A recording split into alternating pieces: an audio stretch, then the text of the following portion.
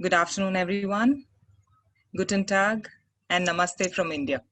So today I'll be presenting in brief about the textile and apparel sector in India, the kind of challenges and problems that we face when we work with the factories, and also fair trade's work in the supply chain and the difference in the fair trade approach when we work with the factories in the supply chain.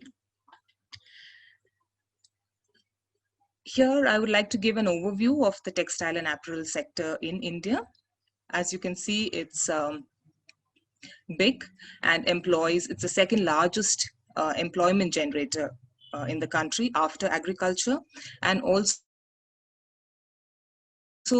the second largest exporter of textiles and apparels in the world. So this is possible also because we have the presence of the complete value chain in India. So what do I mean by value chain is right from the raw material production, for example, cotton, to the production of the final garment. So all the manufacturing processes in between are there in the country. So this also makes it a very important sector which contributes to the country's economy. And in today's Corona times, we've seen that because of the number of production facilities that we have in the country, we are also the second largest producer of PPEs, the personal protective equipment that is being used during these COVID times. Here I have a map which sort of summarizes the different textile hubs in India. So you can see that it is spread across, and each region has its speciality in terms of the raw material that is produced there, or a particular production facility. For example, some areas have spinning facilities, the others are famous for the ready-made garments. So if I have to give you an example, if you take Western India, we see that there are states which produce cotton there. So you would have more ginning and spinning facilities in the west of India.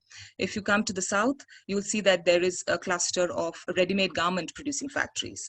And most of you must have heard of Tirupur, which is also called the t-shirt capital. So you see that it is spread across. Also, this leads to migration of workers, from one state to the other in search of employment. Now I would like to sort of go through some of the challenges and problems that we face in the sector when we work with the production units. The first one being that this textile supply chain is a complex one. So why is it complex? One, because it is a long supply chain. You can see that there are many stages involved, right from the cotton to the processing of the cotton to making the yarn, and then finally the fabric, and from the fabric you actually making the ready-made garment.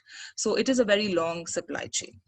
You may also have additional units, like for example a t-shirt needs to get printed, or there is some embroidery that needs to be done. So then there are more factories and people being added to the supply chain. So the longer the supply chain and more the stages, you see that there are more problems and challenges, and different challenges at different stages of the supply chain. There are gaps that we see in legal regulations, how many legal regulations are followed, social and economic compliance. When we come to that, there are also gaps over there. So this is seen across the supply chain, and the issues of course differ at different stages. Another issue that we see is of ineffective worker committees. Now, worker committees are something that are required in the factory as per the law. The legal regulation asks for committees to take of different topics, like maybe health and safety, or work related issues, or protecting the women workers from sexual harassment. So there are different committees for different topics. But generally what happens is, we see in the factories that committees either are not formed. If they are formed, they are not functioning very effectively. The members are not really very aware of what they need to do as committee members. So ineffective committees is more or less seen across factories that we have worked with. Another issue, of course, is gender related. When the sector employs so many people and about 60% of them are women workers. So when we have women workers in the sector, you have issues related to sexual harassment, you have discrimination in terms of wages that are being given to them, or there are discriminations in terms of, the jobs that are offered to them, low skilled jobs being offered to them. So a lot of issues which are related to gender as such. So that's also something that we see in the factories. There is another issue which is of transparency, transparency and accountability. Generally, we see a lack of transparency in terms of, when we are working with the factories.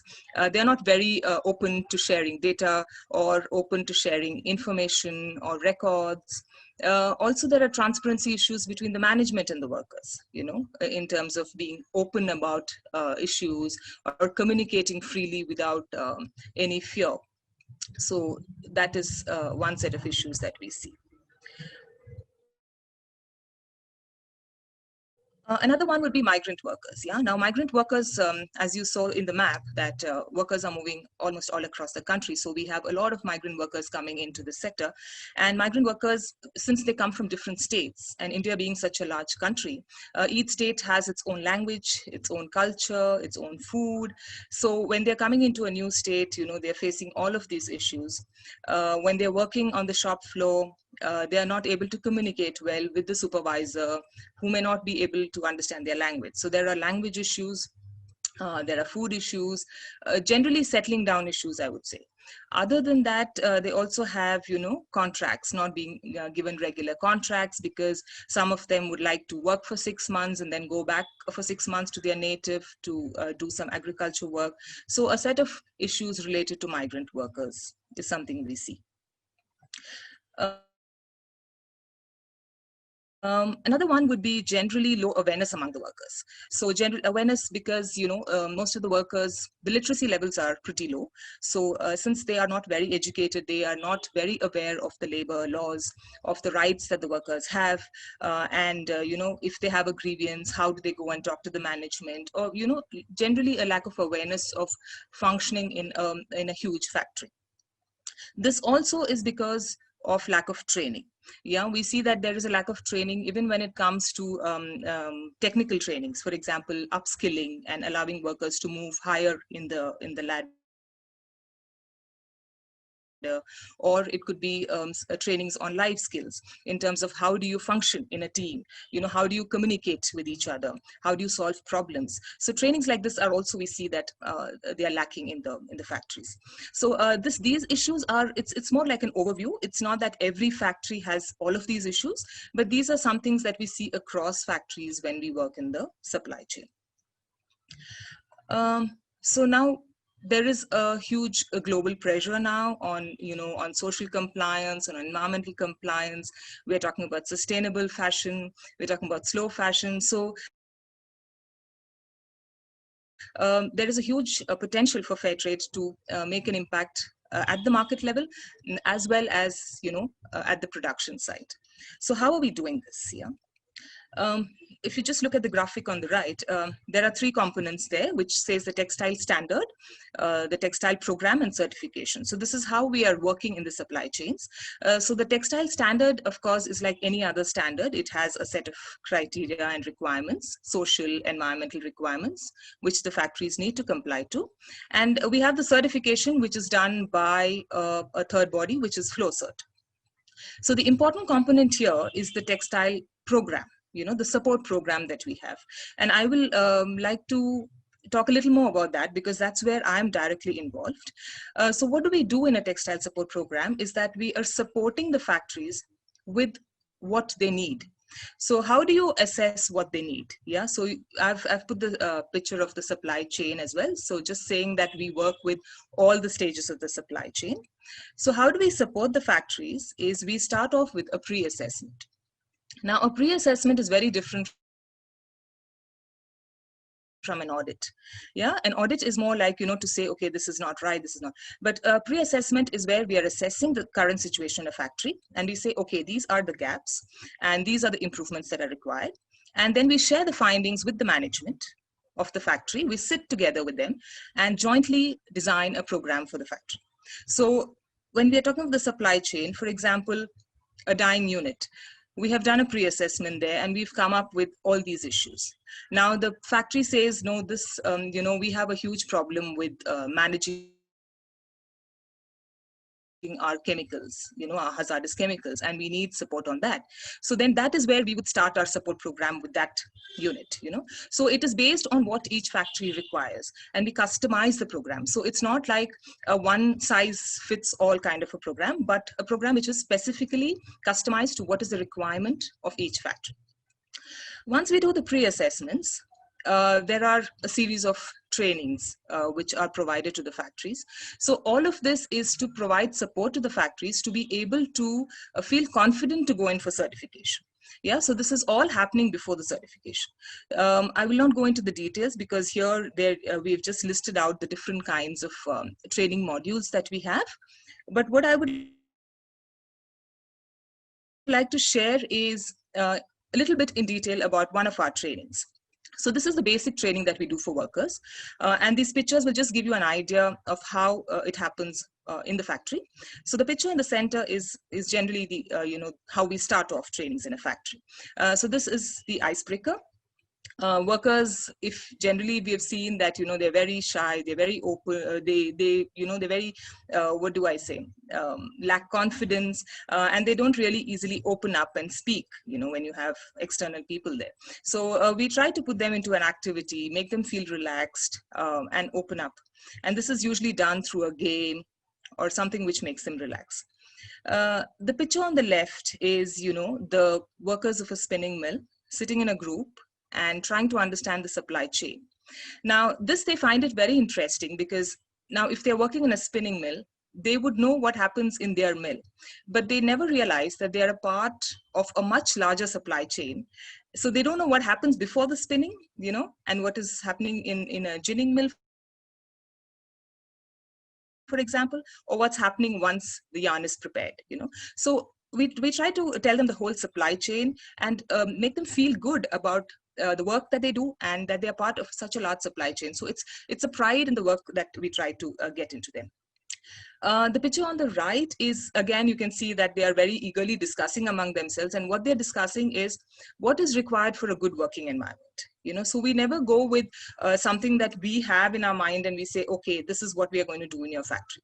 We try to get what they think is a good working environment. So once we understand their perspective, then it's easier for us to say what we are going to provide and how we are going to help them make a difference. This is another set of pictures from another training. This is a training of worker committees. So you can see that, they're sitting in groups and working on issues like how do we work as a team. Generally, we've seen in committees that, they require two sets of trainings. One is technical in terms of what should I do, for example, in a health and safety committee. What is my role?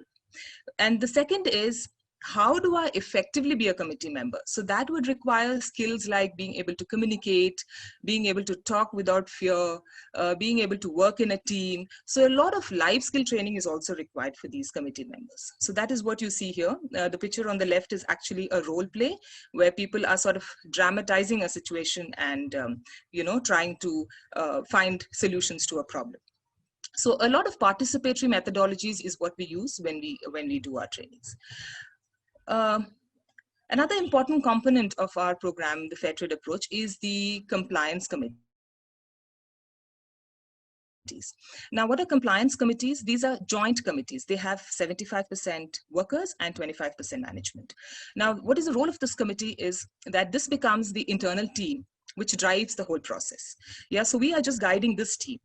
And this team is trained on how do you do internal audits inside a factory? How do you conduct a risk assessment? And then how do you report all your findings to the senior management? So they are actually playing the role of auditors, and they are getting used to finding, okay, there is a gap in this area, so we need to do some improvement there. So what happens is there is a lot of ownership that's built in, and a lot of representation, true representation of workers and participation of workers, which sort of makes this more sustainable. So we are just guiding this team, and this team is, internally driving the process. I will not get into details in this slide, because this is sort of just giving you the steps of the program as to how we go about doing this program in a factory.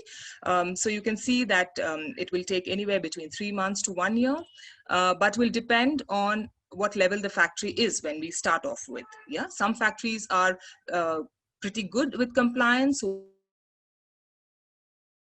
we'll have lesser work there and they can get certified faster. Some factories will require a little more time because they need a lot more support. Yes, another key partner in this whole program will be the brands, the brands who are sourcing from the supply chains. So the brands have a huge role to play, and in the Fair Trade Textile program, the brands have committed to this long-term partnership. So what is required from the brands would be long-term partnerships, would be better pricing, helping with living wages, commitment to regular work to the factories. So it's both ways. When the brand and the factories work together, then it's a true partnership, and we are able to move towards a sustainable clothing. This handbook that we've shown here is something which gives all the details of how any business can get into this fair trade program.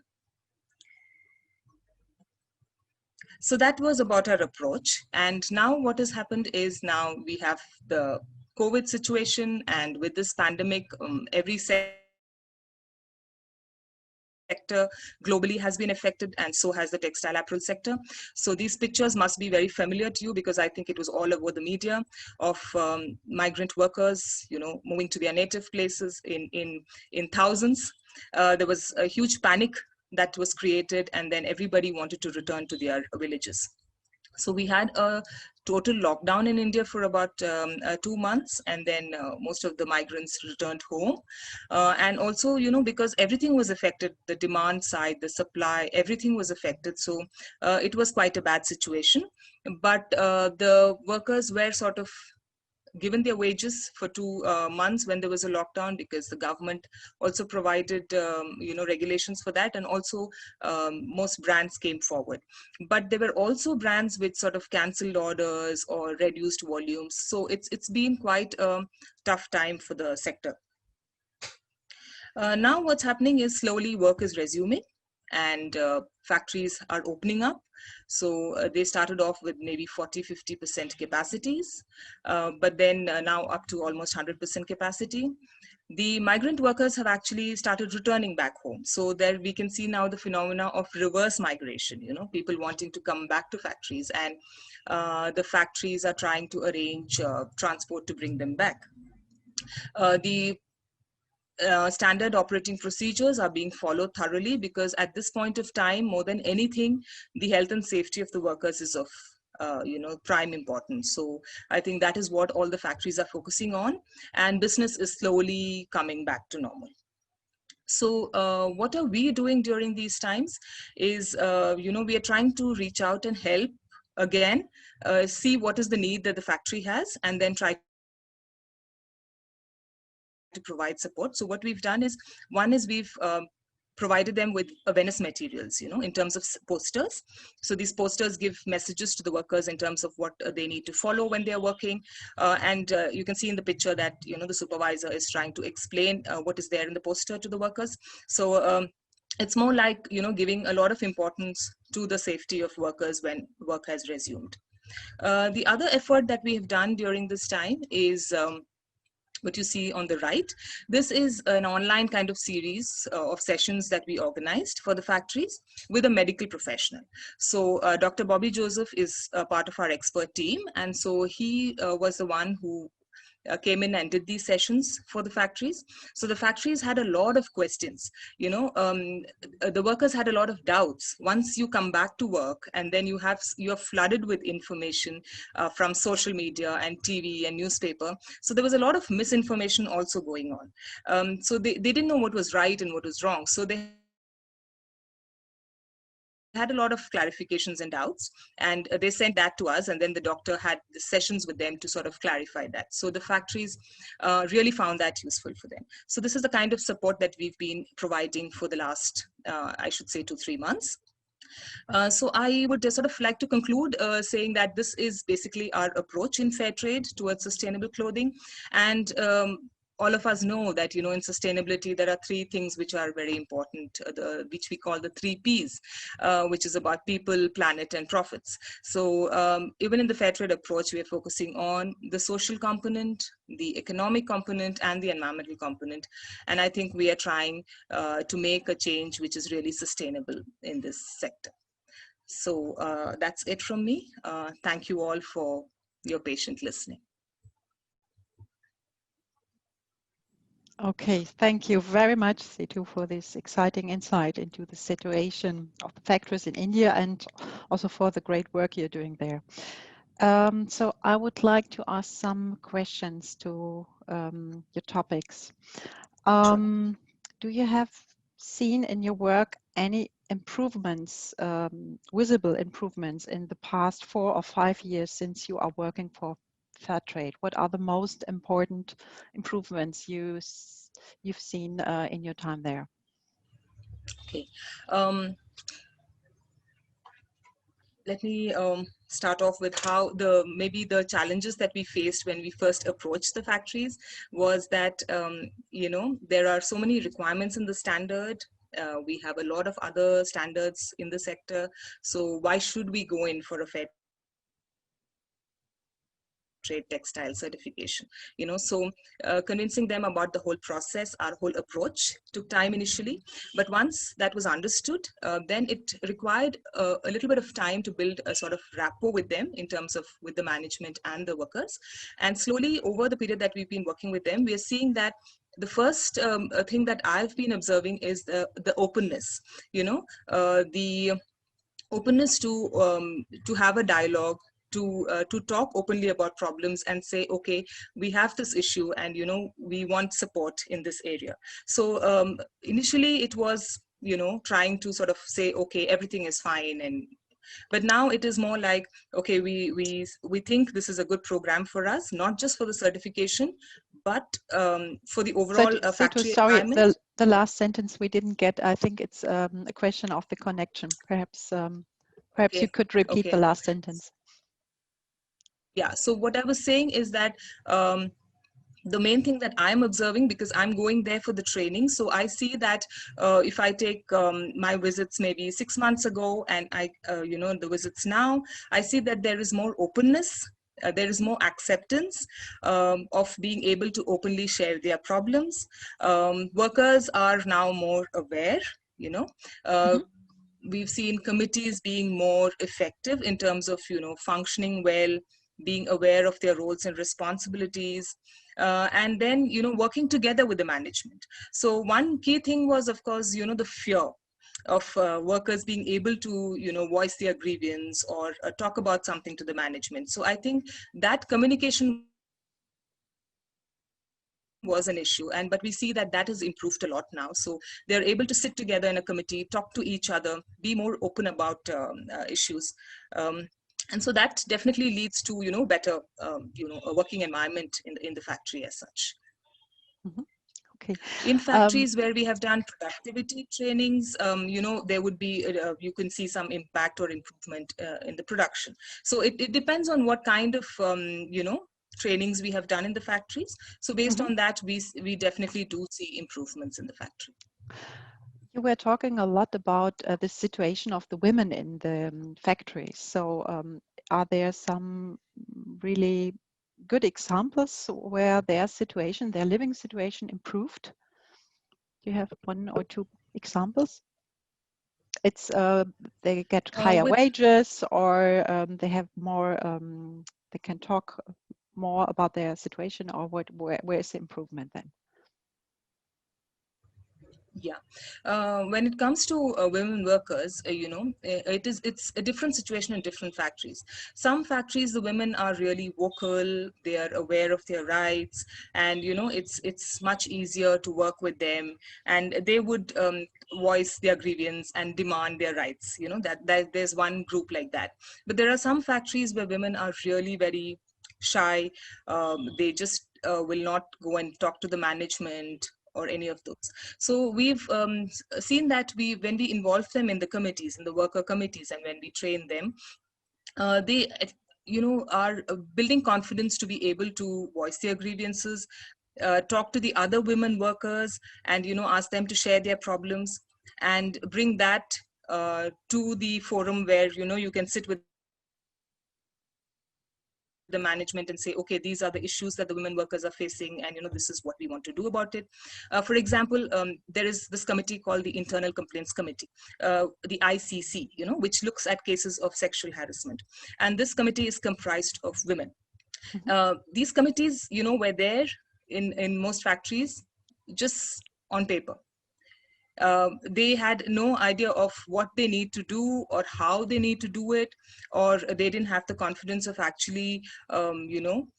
recording a case of sexual harassment, or what is the procedure if I get a case, how do I handle this. So the awareness level was low, the confidence levels were low. But then we've seen that once we've trained these committees, they're more aware now, they're more confident now, and functioning much better. Mhm. I can see that Gisela Stang has some questions for you, Sethu. So Yeah, perhaps sure. I start to transfer it to Gisela Stang.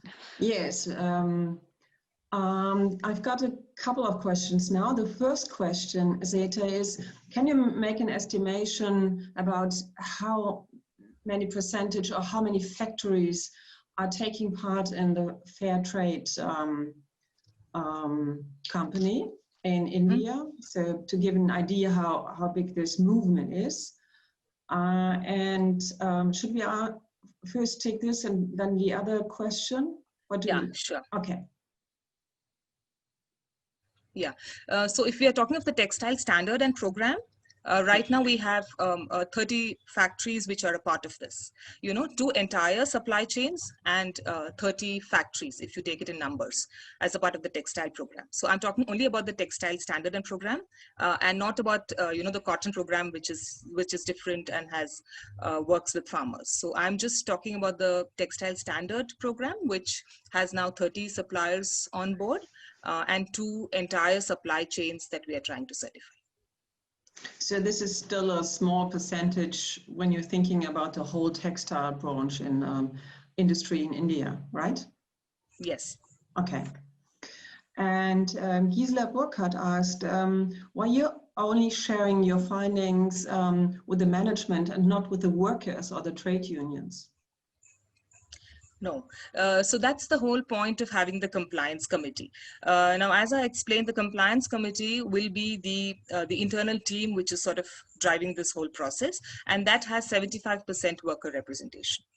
So whatever is the findings of the internal audits, as well as the audits that happen during the certification, will be shared back with the workers. Okay, Yeah. and because we know that India's got very diverse cultural and languages, and so how do you deal with this communication and putting this in mind that you have to have in one factory different kinds of cultural Yes. and languages? Yes, that's quite a challenge, I must say, because when I go into a factory also for trainings, sometimes I have to use more than 2 languages, because we have different groups. So I would have a migrant group, and I would be training them in Hindi, and there would be a local group whom I would be training in Tamil. So that's quite a challenge. So what the factories are also doing is that they're trying to get in supervisors and managers who are from that state or who understand that language, so that the communication barrier is reduced. And also, I must say, the migrant workers are very smart at picking up the local language. So the ones who are there for almost like maybe 5-6 years, they speak the language of the state very fluently. And they are the ones whom I use, as co-facilitators for the training. So I use them to sort of translate what I'm saying to the workers. So we have a senior group of migrant workers, I must say, who sort of help bridge this barrier. But yeah, the factories are at a constant struggle to, bridge this communication gap, but it somehow seems to be working. Ah, wonderful. And one last question, as I can see, what exactly do you understand by the living wage? Because we know that a lot of statistic around, and so it would be good to have a good definition. Yes, yes, we do.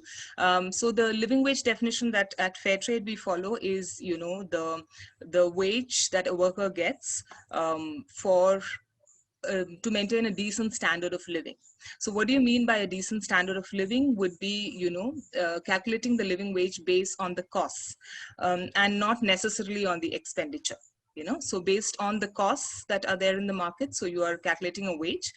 So it will include the living costs as well as expenses for, you call it discretionary expenses, plus some amount for the savings. Yeah, so all of this together is something which is required to provide a decent standard of living. So that would be sort of the definition that we follow. And we have living wage benchmarks that we arrive at for different regions using the anchor methodology. And then we compare the living wage and the wage that is actually being paid at the factory.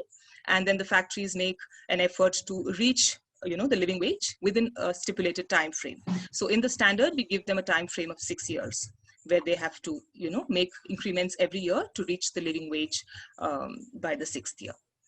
Okay, I think that's it from the chat room. I have a question also regarding this wages. Perhaps you can tell us how high are the living wages in India? You told me about 14,000 rupees, that's right? Or it depends on in which region you are. Sorry, I didn't get the last part, Ina.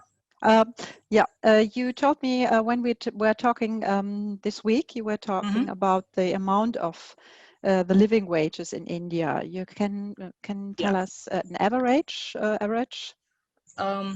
Yeah, see, the living wage is not a national wage that we're arriving at. Yeah. Living wage would be region wise. So the for example, now since we are working a lot in Tirupur, we have the benchmark for Tirupur ready, and that is as of August 2019, I think it's 15,570 Indian rupees. Yeah. So this is the benchmark that's been arrived at. And so now, we compare this with what the factory is giving and then try to reach that. Okay, good. I can see that Rafa Breyer, one of our viewers, made a link for everybody who is more interested in that topic, because I think it's very, very important. Absolutely. Because the gap between the minimum wage and living wage is in some countries very, very big. And very, very big, yeah. So the global, just to add, the Global Living Wages Coalition website will give you a lot of details on that, the exact calculations and how they go about it. So that would be a useful link for whoever is interested to know more details. Okay. So one question from my side is, what advice would you give consumers and also local authorities in Europe? What should they pay attention to when choosing or buying textile and clothing? What can we do here in Europe? Yes, I think the consumer, plays a very important role, because that's how the demand for sustainable clothing will be created. So more the demand, you'll have more units doing this, and moving away from fast fashion. So I was reading in a study recently that there is sort of a disparity between the number of people who know about sustainable clothing and the number of people who actually buy sustainable clothing. When it comes to spending, people would prefer something which is discounted or a little cheaper. So I found that interesting, because I think that is very key, that consumers are conscious of the clothing they're buying, and very few people really understand the whole process.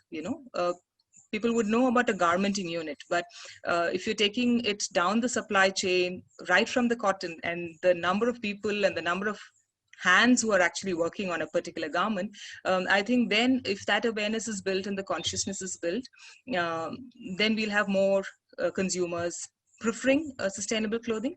Also, since it's priced a little higher, they need to understand that, that price actually goes back into the supply chain for the benefit of, the workers and the farmers who are in the supply chain. Mm-hmm. So greater consciousness, greater awareness, I think, would be key. Mm-hmm. Okay.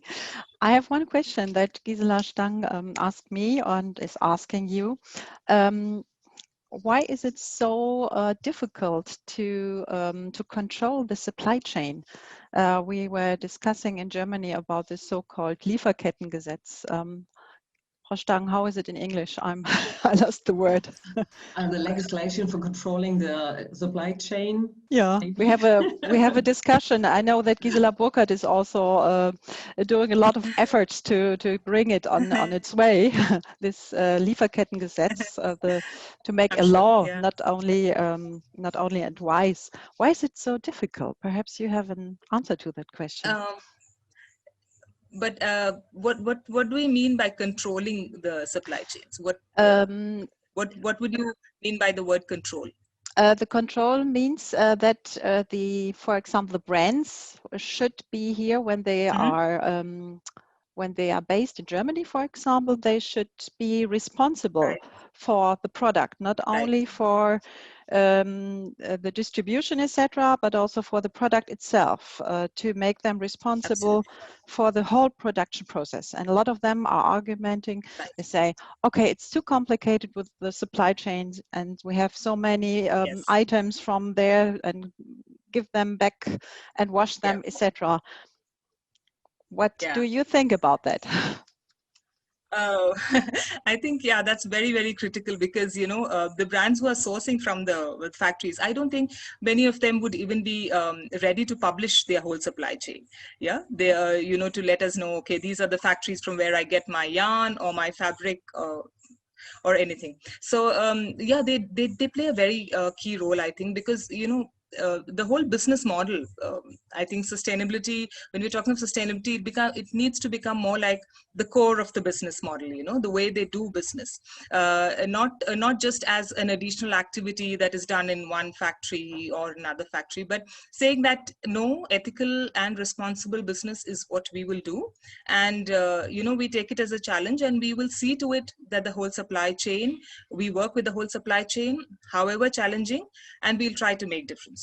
So I think that is what we are trying to achieve in this Fair Trade Textile Standard and program. Is we know it's complicated. It's very challenging, because we are going through all the stages of the supply chain, and each stage has its own issues. But if there is a strong brand commitment, and they say that no, we will do this, then I think it works.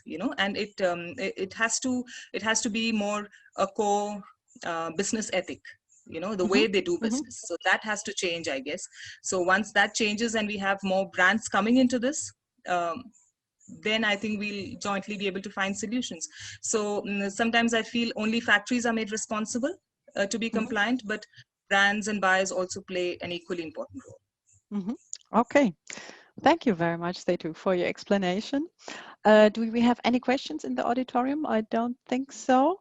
Sethu, thank you so much for your contribution to our talk today. You gave us a very good introduction into the topic.